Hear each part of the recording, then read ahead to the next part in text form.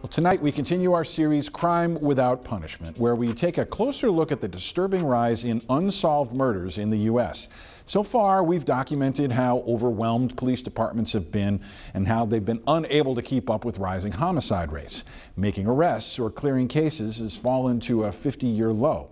Tonight, Jim Axelrod takes us to Baltimore to learn about a potential solution. His killer was standing on that end. So far this week, we've documented a troubling trend. Were people getting away with murder? The rate of making arrests in murder cases is at a 50-year low. Baltimore police are pleading for help as they work to solve 16 shootings and 28 armed robberies.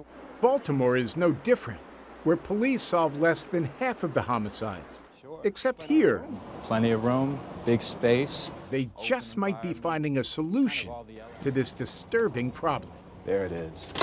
It's an approach overseen by Eric Barron, the U.S. Attorney in Maryland. Barron hopes to boost the rate of homicide arrests with more intelligence developed from a partnership housed in a nondescript warehouse in a secured location we've been asked to conceal.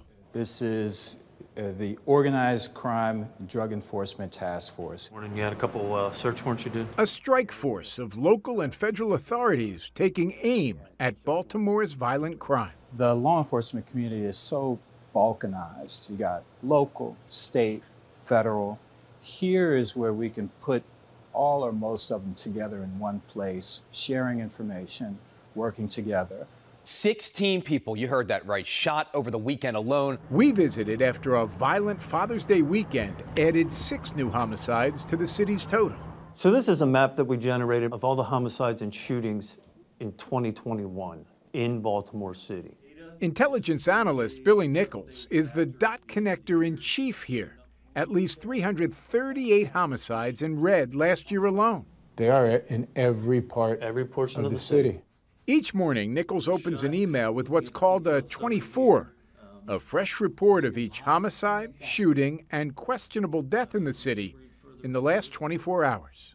The first thing I'm looking for is really to see whether or not our victim has anything to do with any of our cases. Because, you know, if that's the case, then it seems the logical thought would be it has something to do with the ongoing investigation. Nichols worked the streets for more than 20 years as a Baltimore police officer. So you might get something in a 24 that connects up to another homicide investigation. Or another federal investigation. Triple C was as organized and savvy as they are violent and relentless. The idea is to build big cases that take lots of murderers off the street at once, like the 15 Triple C gang members linked to 18 homicides and 27 other attempts.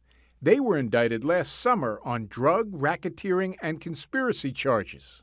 This business was built on violence, murders and shootings of rival gang members and drug dealers. John Lenzner was the acting U.S. attorney in Baltimore at the time. One indictment can not only lead to violent gang members serving in prison, but can also help a city clear a number of homicides that have gone unsolved for a number of years.